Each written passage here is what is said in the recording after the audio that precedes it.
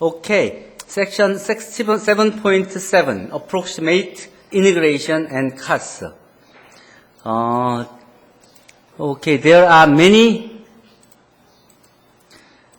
definite integrals which are difficult or even impossible to evaluate, since we are not able to find the workable antiderivative of the function that we want to integrate.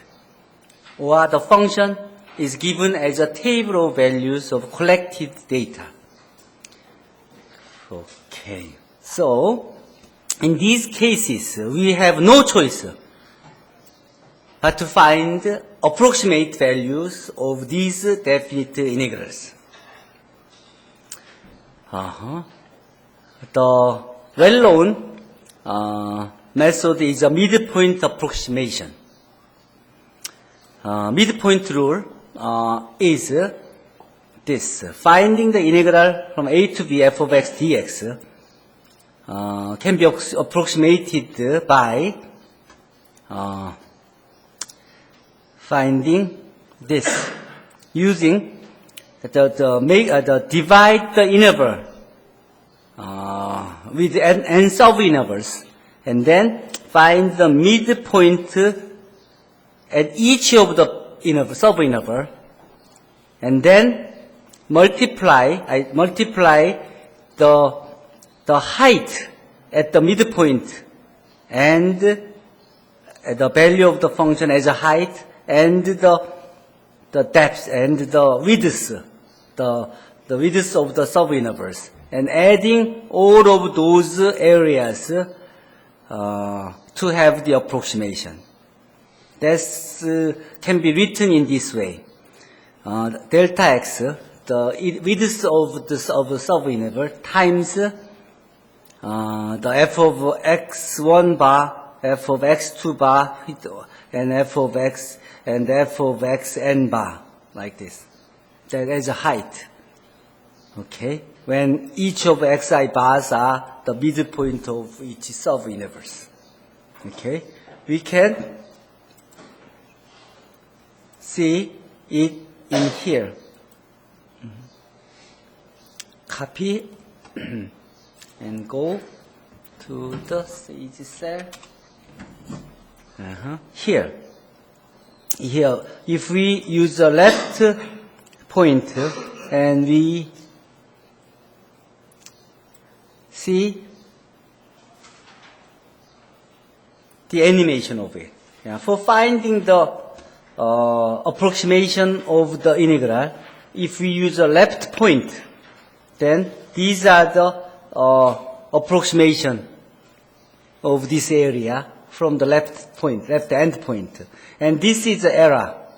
This is the actual integral value, and this is the approximation when we using the these boxes. If you use the right end as the height, then this is the approximation that we have, little bigger than the interval, and this is the error. And midpoint rule is using midpoint instead of those two end points, like this.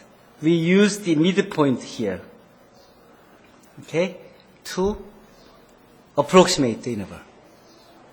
Okay, we can have more of the if we divide the sub-interval as small, then as you see, this approximation have a very small error. So we have a pretty much of a close approximation, as you see. Okay, so this applet, you can find it from this web address. Then you can check when you change the function, and you can play with it as you wish to check what we have covered here. And so I explained you to the left endpoint approximation, right endpoint approximation, and midpoint approximation. That is very well known. Okay, but still, the midpoint approximation has the pretty much of error. So the trapezoidal rule was introduced. That was developed. This technique is, instead of just using the midpoint, if we use a trapezoid as the area and adding all of them here, then that can be written in this way, because the trapezoid, you are making a triangle up there, connecting those two points and divide by 2 to have this what? The area of triangle for each of these subintervals, and that gives us this summation, which can be written in this way. Okay, the first one like this.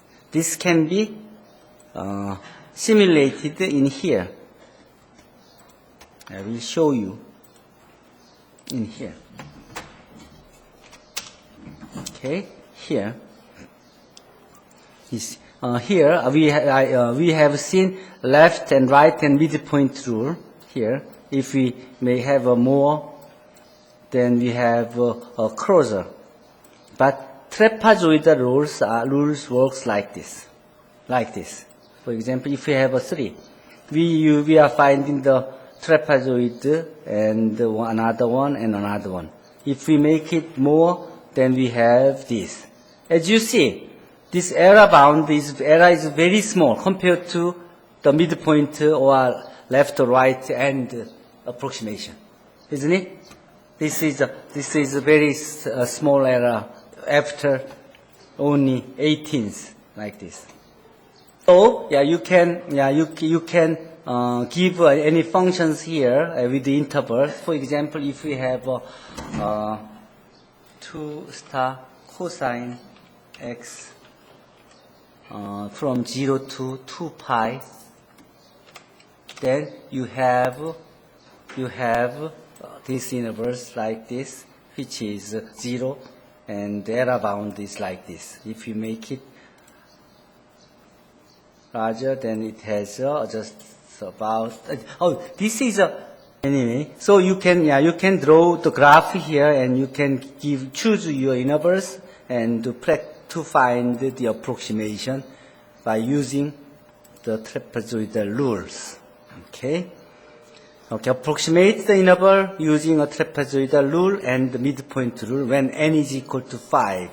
Okay, just all you have to do is just to follow the formula to fill out the forms to get the approximation with the trapezoidal rule and for midpoint rules. As you see, there are just some errors between those two.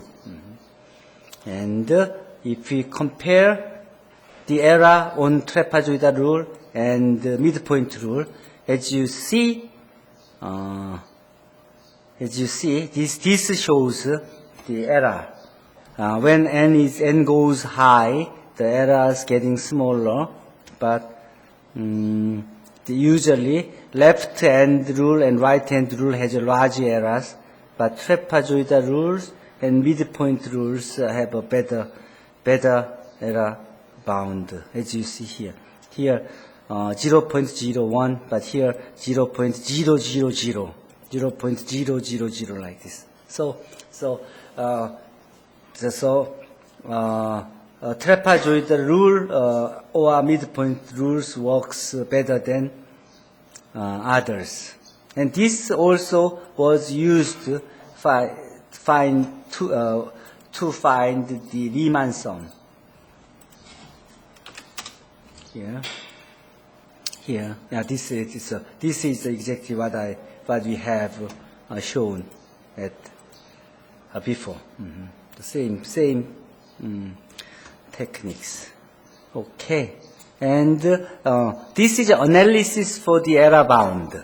This is error bound for the bound for trapezoidal rule, and this is error bound for midpoint rules, okay, which is obtained from the observations which was given.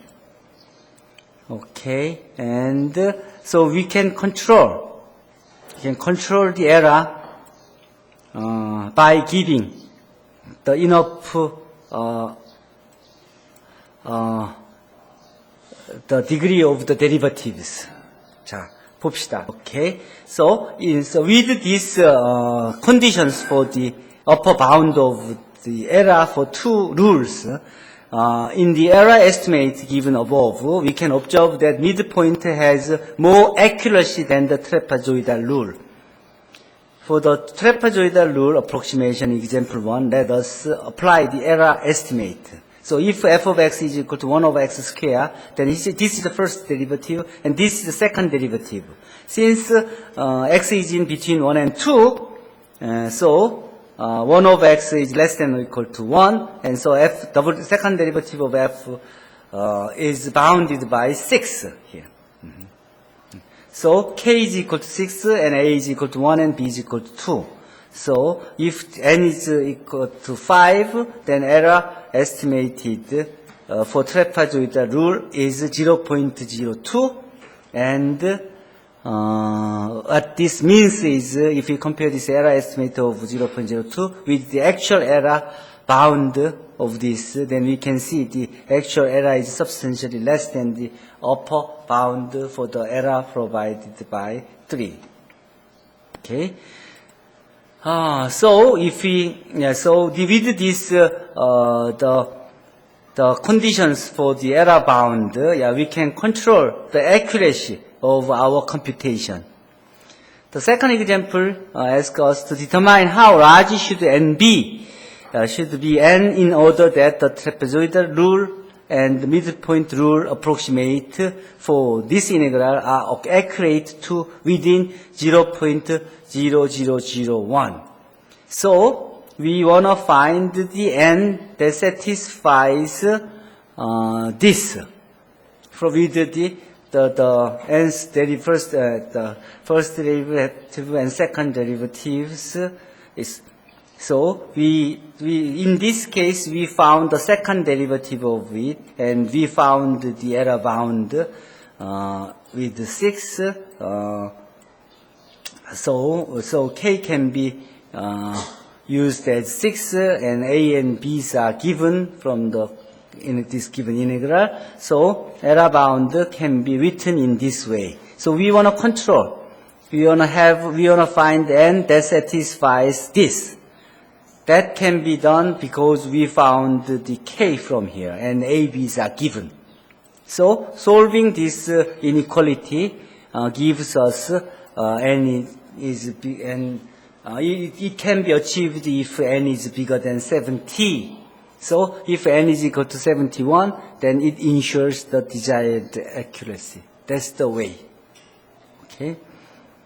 Example 3: approximate the integral of this using the midpoint rule when n is equal to 10, and find the upper bound for the error involved in this approximation. Let's see here. With a is equal to 0 and b is equal to 1, that's here. A is equal to 0 and b is equal to 1, and n is equal to 10. So midpoint rule can be written as this, which can be approximated as this. So we found the approximation with the midpoint rule. Then error, let's find the error. First derivative and second derivative, and then with the given interval from 0 to 1, what is the bound for this second derivative of x? And that's can be, since x is between 0 and 1, so then cannot be exceed 15. So this and x to the cube not exceed 1. So the whole value cannot exceed 15 times e.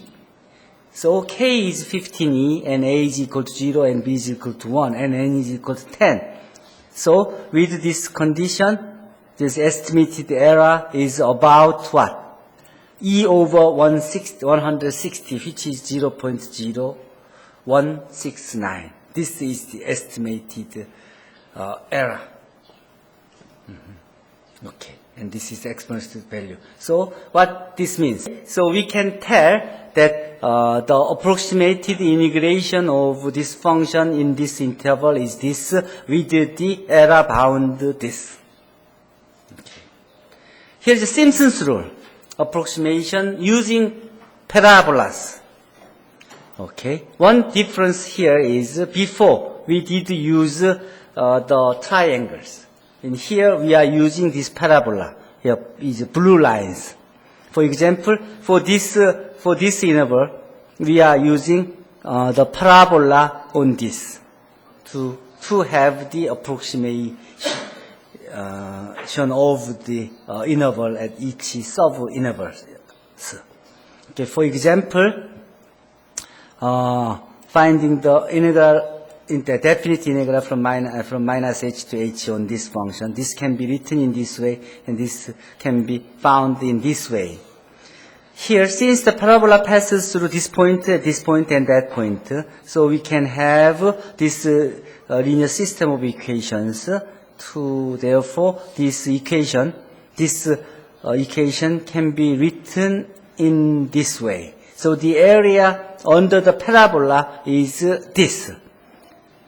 Okay, the same technique can be applied for the other parabolas on each interval from the point P0, 1, 2, and for that this area for the parabola passes through the point P2, P3, and P4, and the another one for the point passes through parabola passes through P5, 6, 7, etc. Then the whole integral can be approximated. Yeah, we are adding this one and this one and that one. So this approximation can be done by the first parabola area, the area of the second parabola, and etc. So if we add all of them, then we have this. This can be written in this way. Okay. Like this. As you see here, the number appeared here 1, 4, 2, 4, 2, 4, and 2, 4, 1. That's the pattern of the coefficient, as you see in here, which is simplified. So, integral of this one by Simpson's rule can be approximated with this. When n is even and delta x is equal to b minus a over n. This condition is not the problem because n is the number that we can choose. So we only have to choose n is as an even number. Then this works. The approximation in Simpson's rule are weighted the average of those in the trapezoidal and the midpoint rules, like this. And we can learn this Simpson's rule code in anywhere we like to use. This is a code for Simpson's rule. Make a copy and let's learn it. And Sage rules. Okay, here. What? Integral print area. So, yeah, I'm going to show you how the Simpson's rule works. So, estimate the definite integral f of x with the regular position, this address. Then this left end point rule works like this, and right hand pole works like that, and midpoint rule works like that by simulation, and trapezoidal rule works with this triangle, and lower Riemann sum and upper Riemann sums are the ones that we have seen. And here is the Simpson's rule. The Simpson's rule works that if you adopt the Simpson's rule, then it gives us this the graph, and that's the simulation of what we like to show in here. And what else? We try to with those codes we can approximate this integral with the Simpson's rule when n is equal to 10. This with the formula we can complete it. We can find these formulas, but also we can use this code to find the area of the approximation. In this case, it was 0.5. Okay. Here is an important observation. In example 4, the Simpson's rule gives a much better approximation here to the exact value of the integral. The exact value of the integral of this one was 0.5. Simpson's rule gives us 0.5 and 0, 0, 0s. Trapezoidal rule gives us 0.50145. Midpoint rule gave us 0.499. So as you see, Simpson's rule is the one that really works. If we have to find the f of xi values and multiply the coefficient and add all of them, and to multiply to the width of the each sub-intervals, and that's the Simpson's rule is the one that really works well. Okay, give the following examples. Shows the given shows that given the value of the function f at the following point like this, f of x, and then approximate this integral using Simpson's rule, then all we have to do is just substitute these values in here to get that, to have the approximation. Here, the error bound for Simpson's rules are given in this way. So as you see, this is much, this 180 times n to the fourth. That really tells us how accuracy this Simpson's rule is. It is open. But it is often very difficult to compute the first derivative and obtain. In order to that, we need the first derivative of it, not second derivative, to have this first derivative of accuracy, first power of accuracy. So, it is also difficult to obtain a good upper bound k for the first power, the absolute value of first derivative of f by hand. So we recommend you to use a proper CAS tool to compute this first derivative to obtain this upper bound k. Here, example 6. Determine how large should n be in order that the Simpson's rule approximate this is accurate within this error bound. Then f of x is given like that, so a first derivative of x is found like this, though the k can be obtained as 120. Then then what we have to solve is these equations. We have 120 here with 180 over n times fourth power, and this gives us n greater than 9.03. So if we choose n is equal to 10, then we have approximation with the desired accuracy. Compared to this with example 2, where we obtained n is equal to 41 for trapezoidal rule and n is equal to 29 for midpoint rule. So we only need the only 10 sub-intervals to have the same accuracy. Okay, example 7. Approximate the integral using Simpson's rule when n is equal to 10. And determine the error involved in this approximation.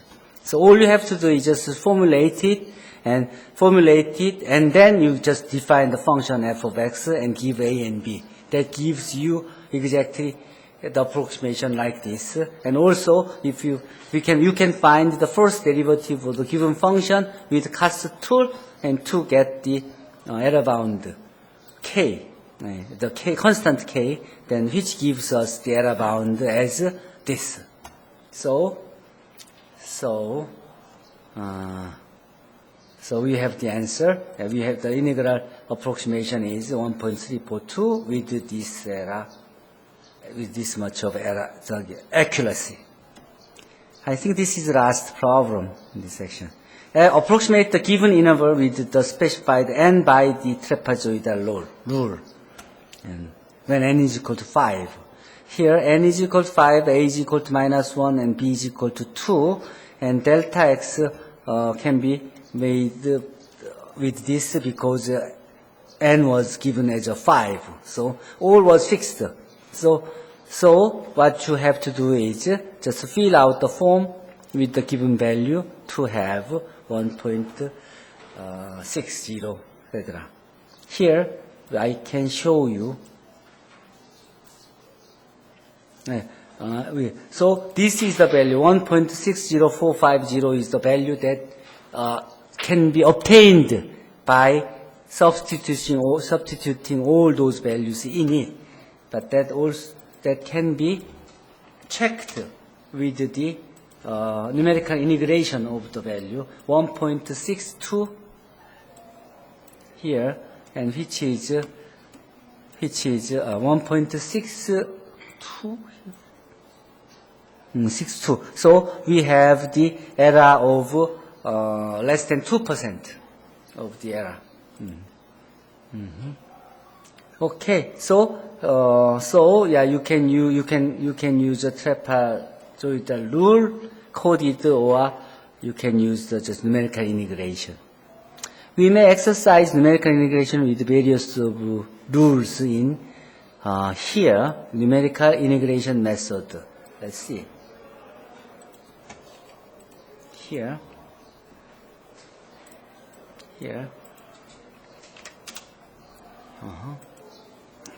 This shows very many different ways. This is numerical integration for Legendre method and Chebyshev by using the Chebyshev method, and this is another Chebyshev method and trapezoidal rule. If n is 10, if for the previous problem that I introduced, if you type your function here and choose n as you wish, then it gives you the integral value like this, and with the error here, this shows the error so of each of the methods. As you see, the Simpson's rule has a very small the errors that gives us accuracy, and Simpson's rule here. So, for example, if you have 3x plus cosine 10x with n is equal to 10, then the approximated value by Simpson's rule was about this, and with compared to the real integration, this is the error, which is very, very small. Even for the real integral, has the error with the 소수점이 13자리 정도의 에러, 아주 작은 에러를 가지고 있는 거죠. 근데 어쨌든 Simpson's method works pretty well. Here is the code that you can use for each of the rules that was used. So you can copy this command to use it in the single cells that we can use. Okay, I think that's it. That's it. So there's exercises that you can check. You can solve these problems in the web address of that I gave to you here to check, to give the answers with some graphs in it. Okay, so please try to do it. I think that's it for the approximating integration. Any questions?